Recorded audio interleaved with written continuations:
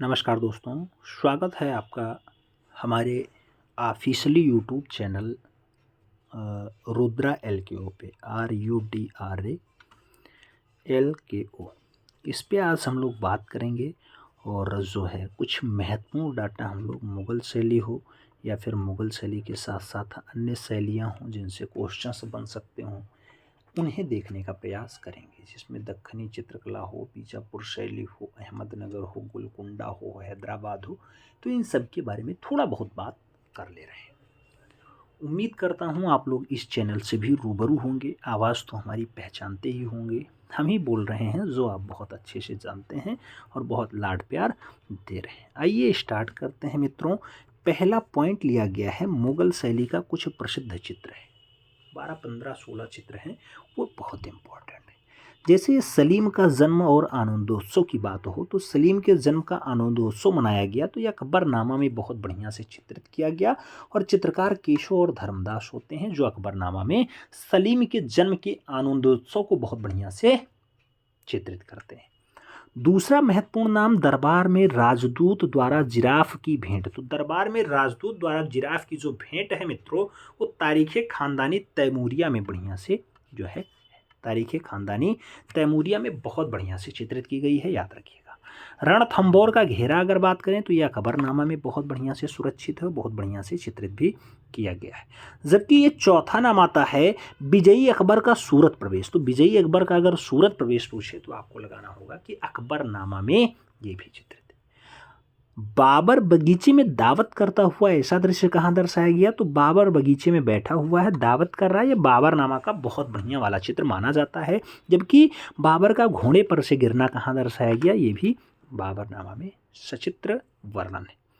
जहांगीर द्वारा सिंह का आखेट कहाँ दर्शाया गया? तो जहांगीर सिंह का आखेट कर रहे हैं, ऐसा दृश्य जहांगीरनामा में चित्रित किया गया। तो जहांगीरनामा आपको सही जवाब लगाना होगा अगर 4 ऑप्शंस में ये दिया जाए क्वेश्चन। अगला क्वेश्चन, हाथ में ग्लोब लिए जहांगीर खूब पूछा जाता है, कहाँ पे चित्रित है? तो हाथ में ग्लोब लिए हुए हैं मूल रूप से, और जहांगीरनामा में ये चित्रित हैं। तो सही जवाब अगर 4 ऑप्शंस में दे तो आपको जहांगीरनामा टिक करना होगा। 9 नंबर पॉइंट कह रहा है आपसे कि अकबर की सबीह को हाथ में लिए जहांगीर कहाँ चित्रित हैं? तो अकबर की सबीह है यानी व्यक्ति रचना है, उसको जहांगीर हाथ में पकड़े हुए हैं। ऐसा दृश्य जहांगीरनामा में बहुत अच्छे से चित्रित। अगला पॉइंट, शहजादा खुर्रम का तुलादान करता हुआ जहांगीर। तो शहजादा खुर्रम को जो है तुलादान में बिठा करके चित्रित किया गया है, और जहांगीर तुलादान को ताने हुए हैं, और जो है एक साइड में खुर्रम है, दूसरी साइड में जहांगीर है। ऐसा दृश्य जो है जहांगीरनामा में खूब बढ़िया से चित्रित है। बाज पक्षी की अगर बात करते हैं तो जो है जहांगीर के युग का बहुत बढ़िया वाला चित्र है ये बाज पक्षी, और उस्ताद मंसूर के द्वारा जो है चित्रित किया जाता है। तो उस्ताद मंसूर आपको आंसर से टिक करना होगा अगर आता है ऐसा तो। 12 नंबर क्वेश्चन आपसे पूछ रहा है, यानी पॉइंट नंबर 12 कह रहा है कि जहांगीर एक मुल्ला को उपाख्यान दे हुआ है, यानी मुल्ला को उपाख्यान देते हुए जहांगीर कहाँ चित्रित हैं? तो मित्रों ये जहांगीर युग का बढ़िया चित्र माना जाता है। और विचित्र जो है एक बहुत बढ़िया चितेरे हुए हैं। विचित्र हों, आप जानते हैं मिस्किन हों, फारूक बेग हों, केशव हों, हाजी हबीबुल्लाह हों, नन्हा हों या फिर बशामन हों, ये सब जो है मुगलिया काल के बढ़िया चित्रकार हैं। तो उसी में विचित्र ने जो है जहांगीर और मुल्ला का उपाख्यान को चित्रित किया है। याद रखिएगा, क्वेश्चंस कभी कभी घूम के पूछ लेता है। तख्ते ताउस पे शाहजहां को दर्शाया गया, ये कहाँ पे चित्रित है? तो मित्र तख्ते ताउस पे अगर शाहजहां दर्शाया गया है, पादशाहनामा का बहुत बढ़िया रचना है और पादशाहनामा में चित्रित किया गया। कंधार के घेरे की अगर बात हो तो कंधार का घेरा शाहजहांनामा में मूल रूप से बहुत बढ़िया से दर्शाया गया। जो लोग जो है KBS यानी केंद्रीय विद्यालय संगठन में TGT आर्ट का फॉर्म अप्लाई किए हैं, उन लोगों के लिए भी ये डाटा बहुत इंपॉर्टेंट है, क्योंकि वहाँ पर भी 100 क्वेश्चंस लगभग पूछे जाएंगे और वो सब्जेक्ट से होंगे। उस सब्जेक्ट पे बढ़िया डिमांड करने हैं, अगर उस पर बढ़िया कमांड करना है तो उसे भी पढ़ना ज़रूरी हो जाता है। ठीक है, तो उस पर मेहनत ज़रूर करिएगा। तख्ते ताउस पे शाहजहां पादशाहनामा की रचना, कंधार का घेरा शाहजहांनामा की रचना, बीजापुर का घेरा औरंगाबाद युग का है यानी औरंगजेब युग का माना जाएगा। और युवा शाहजहां की अगर बात करें मित्रों तो शाहजहां युग का बढ़िया डाटा माना जाता है। युवा शाहजहां किसने बनाया है? अबुल हसन ने बनाया है। तो ये सब तो चित्रण की बात हो गई। अब जो है कुछ खास प्रचलित कागज़ थे जिसमें मुगल युग में खूब ज़्यादा चित्र बने हैं। तो वो कागज़ कितने टाइप के थे? 8 टाइप के थे। कौन कौन से थे? एक तो दौलताबाद था, ये प्राचीन देवगिरी में खूब बढ़िया से प्रयोग किया गया। दूसरा खटाई उत्तरी चीन के खटा नगर में बनने वाला कागज़ था, तो ये खटाई वाला कागज़ जो है दूसरे नंबर पे था। तीसरे नंबर पे आदिल शाही कागज़ था। चौथे नंबर पे जो है हरीरी, जिसे हम लोग रेशमी कागज़ कहते थे, वो था। ये मुगलिया काल में खूब ज़्यादा यूज हुआ। और जो 5वां नंबर है उसमें सुल्तानी कागज़ था, जिसे हम लोग समरकंदी कहते थे। 6वां कागज़ जो था वो निजाम शाही कागज़ था, खूब प्रयोग किया गया। और गौनी नंबर का कागज़ था, जिसे हम लोग तब्रेज़ वाला कहते हैं। ये पीला रंग का कागज़ था गैनी, और गैनी को भी मूल रूप से खूब जो है लाड प्यार मिला। इस पर खूब ज़्यादा चित्रण हुए हैं मुगल काल में। जबकि जो 8वें नंबर का कागज़ था उसको मूल रूप से नुखस्यार कहा जाता है। नुखस्यार की अगर बात करते हैं तो पानी लगा कर सुखाया गया जो कागज़ था वो नुखस्यार था या फिर नुखस्यार था। तो ये 8 टाइप के कागज़ थे। 8 टाइप के कागज़ खूब ज़्यादा मुगल शैली में जो है प्रचलित रहे हैं, तो इस पर भी ध्यान देने की ज़रूरत है। आगे कुछ पॉइंट दिए गए, जैसे कहा जा रहा है स्याह कलम। स्याह कलम का चित्र क्या होता है? तो स्याह कलम का मतलब होता है काले रंग से तूलिका द्वारा रेखांकन में बनाया गया चित्र स्याह कलम कहलाता है। काले रंग से बनाया जाए, तूलिका द्वारा बनाया जाए, रेखांकन करके बनाया जाए, स्याह कलम कहलाएगा। आगे परदाज की बात करते हैं। परदाज किसे कहा जाता है? तो आप जानते हैं मित्रों कहलाज क्या है? परदाज तूलिका द्वारा पास पास खींची गई रेखाएं अथवा बिंदु लगा करके छाया प्रकाश दिखाना जो है परदाज कहलाता है। परदाज कहलाता है। कद या फिर कैड़ा किसे कहते हैं? कद या कैड़ा किसे कहते हैं? तो आकृति की ठीक ऊंचाई को कद तथा अंगों के उचित अनुपात को जो है कैड़ा कहा जाता है। तो आकृतियों की जो ठीक ठीक ऊंचाई है उसे जो है कद कह दिया जाएगा, वास्तविक ऊंचाई को। और कैड़ा कैसे कहा जाएगा? अंगों के उचित अनुपात को कैड़ा कहा जाता है। तो याद रखना, कभी कभी क्वेश्चन छप सकता है। हरीरी की अगर बात करते हैं तो हरीरी अभी जस्ट हमने बताया कि हरीरी रेशमी वाला कागज़ था। हरीरी रेशमी कागज़ था 4थे नंबर पे, ठीक है। जबकि गैनी क्या था? तो गैनी पीला वाला कागज़ था, ठीक है। चरबा किसे कहते हैं? चरबा की अगर बात हो तो हिरन की खाल की झिल्ली पर जो रेखांकन किया गया उसे चरबा नाम दिया गया। और मुगलिया काल में ऐसा डाटा खूब दिखाई देता है, चाहे चरबा हो, चाहे वो हरीरी यानी रेशमी कागज़ पे डाटा बनाया गया हो, चाहे वो गैनी बात हो जिसे हम लोग पीला कागज़ कहते हैं, तो इन सब पे खूब ज़्यादा काम हुआ है। दिशा के आधार पे मुखाकृति बनती है। तो अगर बात करें दिशा के आधार पे मुखाकृति तो 7 टाइप में बनाई जाती है, 7 टाइप की बनती है। आगे बात करते हैं, अगला पॉइंट आता है मुगल कला का सबसे अधिक प्रभाव किस शैली पर पड़ा? तो मुगलिया कला सबसे ज़्यादा जो हावी हो पाती है वो बीजापुर शैली पे हो पाती है मित्रों। बीजापुर शैली वही जो आदिल शाह वाला है, आदिल शाह राजवंश है, याद रखना इसका।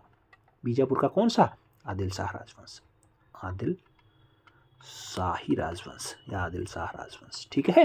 इसका संस्थापक यूसुफ आदिल शाह होता है। लगभग 1489 के आसपास ये आता है, 1489, ठीक है। कारखाना शब्द किस चित्र शैली से संबंधित होता है? तो कारखाना की अगर बात हो तो मिनिएचर शैली लगाना। मिनिएचर शैली, अगर कारखाना शब्द आए तो मिनिएचर शैली से इसका संबंध माना जाता है।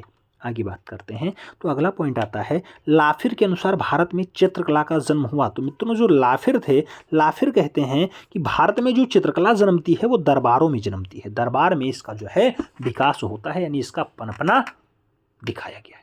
आगे बात करते हैं मुरक्का क्या था? खूब पूछा जाता है मुरक्का। तो मुरक्का सूक्ष्म चित्रकला के एल्बम थे। जैसे आप जानते होंगे कि एक बढ़िया वाला शासक माना जा सकता था, लेकिन उसको जो है आप जानते हैं क्या किया गया? मौत के घाट उतार दिया गया था। और वो शाहजहां का पुत्र था जो बहुत बढ़िया और कला प्रेमी शासक था, और उसने अपनी वाइफ का 40 चित्रों का एक मुरक्का यानी एल्बम तैयार किया था, अपनी बेगम को जो है गिफ्ट किया था। नाम आप लोग कमेंट बॉक्स में जरूर छापिएगा। अगला पॉइंट, मुगल कला कैसी कला थी? तो मुगलिया कला की अगर बात हो मित्रों तो दरबारी कला थी। और अभी आपने लाफिर के अनुसार सुना भी है कि भारतीय चित्रकला का जन्म कैसा हुआ, तो दरबारी चित्रकला में ही हुआ है। मुगल शैली, कहा जा रहा है कि मुगल शैली में किस प्रकार के विषयों का अभाव है? तो मुगलिया शैली में घरेलू जीवन कम दर्शाया गया, घरेलू जीवन थोड़ा सा कम दर्शाया गया। मुगलों की दरबारी भाषा क्या थी? तो दरबारी भाषा की अगर बात करते हैं तो फारसी रही है। जबकि मिनिएचर पेंटिंग में अलंकृत बॉर्डर का प्रयोग किया गया। तो मिनिएचर पेंटिंग में जो अलंकृत बॉर्डर प्रयोग किए गए हैं वो मुगल काल में खूब ज़्यादा किए गए हैं। वर्तना क्या है मित्रों? वर्तना की अगर बात करते हैं तो रंगों की सहायता से गोलाई दर्शाना वर्तना कहलाता है। रंगों की सहायता से जो है गोलाई को दर्शा दिया जाए वो वर्तना कहलाता है। और मुरक्का तो आप जानते हैं सूक्ष्म कला का एल्बम कहलाता है। ठीक है। चरबा तो आप जानते हैं किरण जो है हिरण की खाल होती है उसकी झिल्ली पे जो रेखांकन होता है उसे चरबा कहा जाता है। ये सब हो सकता है पूछ ले। अगला पॉइंट कह रहा है मुगल शैली में कितने प्रकार के रंगों का प्रयोग हुआ था? मुगल शैली में कितने प्रकार के रंग? तो 3 टाइप के रंग। एक तो वानस्पतिक रंग प्रयोग किए गए, दूसरा रासायनिक रंग प्रयोग किया गया और तीसरा जो है वो खनिज रंग का प्रयोग यहाँ पे अच्छे से हुआ है। अगला पॉइंट, मुगल शैली में सर्वाधिक रंग बनाए जाते थे। तो मित्रों सबसे ज़्यादा जो रंग बनाए गए वो खनिज रंग बनाए गए। तो खनिज रंगों का प्रयोग मुगल शैली में बखूबी अच्छे से किया गया है। आगे बात करें तो अगला पॉइंट आपके सामने आता है कि मुगल शैली क्या? मुगल शैली की चित्रण विधि किन किन नामों से जानी जाती है?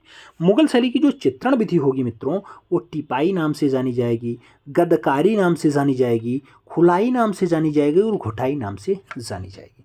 तो मुगल शैली की जो चित्रण विधि रही है 8 टाइप के कागजों पे जो चित्रण हुआ है उसमें टिपाई, गदकाई, खुलाई और घुटाई के द्वारा किया गया है। अगला पॉइंट, मुगल शैली पर प्रमुख रूप से प्रभाव किस शैली का रहा है? तो मुगल शैली पे जो प्रभाव रहा है ईरानी शैली का, विशेष करके हाशियों का अंकन खूब बढ़िया से दर्शाया गया है और ईरानी शैली खूब ज़्यादा हावी रही। ठीक है। तो ये थोड़ा सा मुगल शैली के बारे में डाटा दिखाई दे रहा था।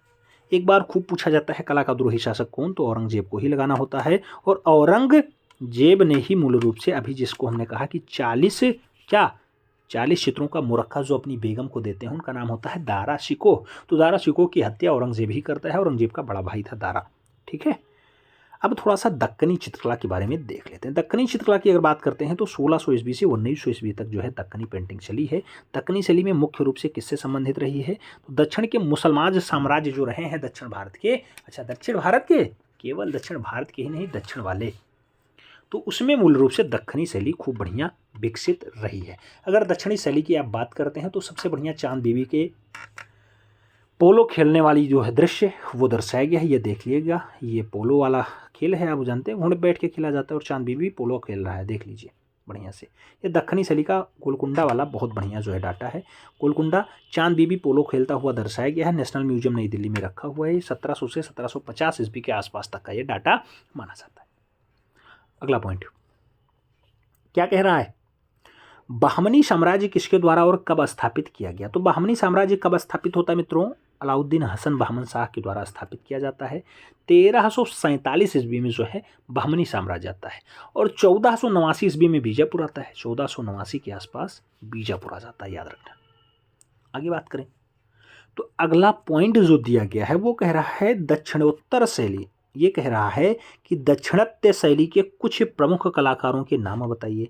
तो अगर दक्षिणात्य शैली जैसे आप जानते हैं दक्षिण शैली में खूब ज़्यादा आते हैं। दक्षिण शैली में बीजापुर, अहमदनगर, गोलकुंडा, हैदराबाद ये सब आते हैं। तो इसमें से जो बढ़िया वाले कलाकार हैं, जो चित्रकार हैं, उनके नाम बताओ। तो मीर हासिम एक बढ़िया नाम आता है, रहीम बढ़िया नाम आता है, हैदर अली बढ़िया नाम आता है, दक्षिण शैली का है, इब्राहिम खान बहुत बढ़िया नाम आता है, मोहम्मद और जो है ताजाली के साथ साथ अली शाह भी एक अच्छा नाम है दक्षिण शैली का, दक्षिणोत्तर शैली का। ठीक है। आगे बात करते हैं। अगला पॉइंट चीनी पर्सलीन। चीनी पर्सलीन जो है चीनी मिट्टी के बर्तनों का बाजार है। ये कहाँ लगता था? तो ये बेटा बोली में लगता था। बेटा बोली में चीनी पर्सलीन का जो बाजार लगता था बेटा बोली में लगता था मित्रों, बेटा बोली में। आगे बात करें तो अगला पॉइंट जो आता है वो कह रहा है कि दक्षिणी शैली पे किन शैलियों का प्रभाव लक्षित होता है, कौन सी शैली हावी रहती है? तो दक्षिणी शैली पे ईरानी भी हावी रही, मुगल भी हावी रही और पाश्चात्य भी हावी रही। तो पाश्चात्य, मुगल और ईरानी का प्रभाव कहाँ दिखाई देता है?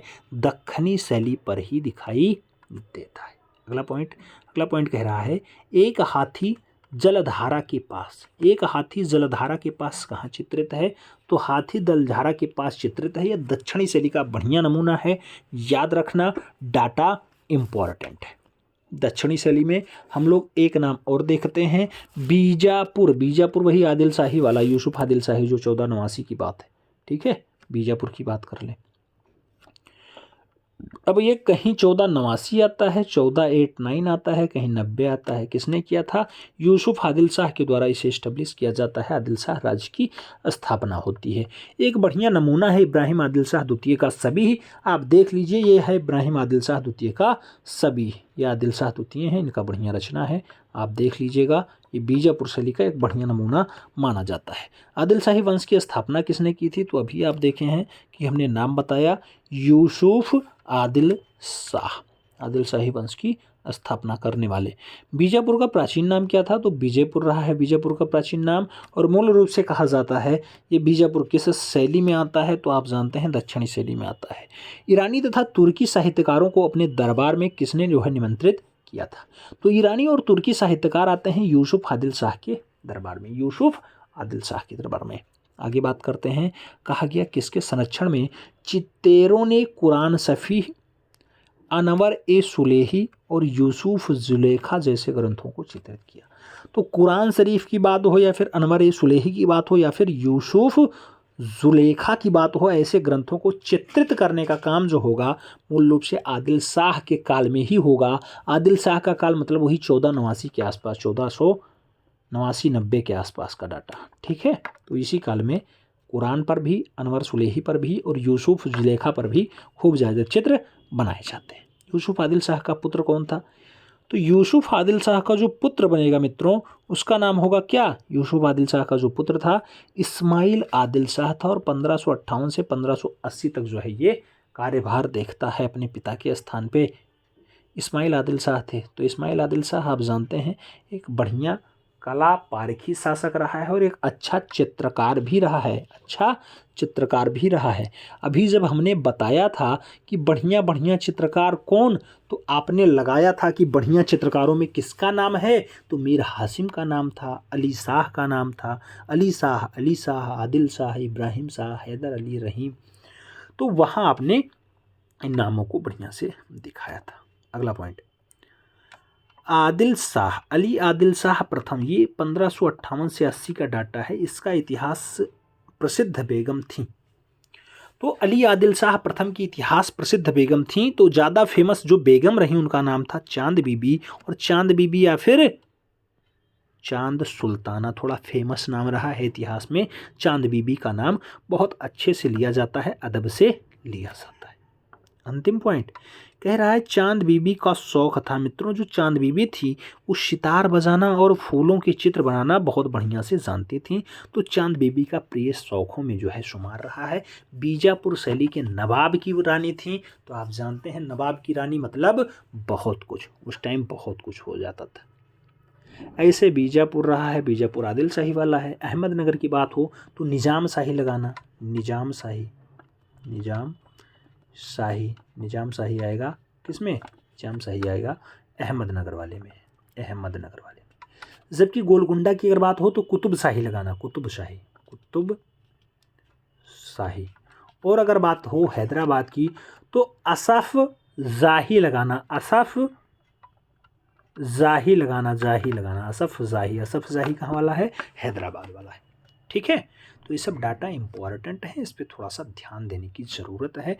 उम्मीद करता हूँ 1 से 2 प्रश्न यहाँ से दिखाई दे जाएंगे।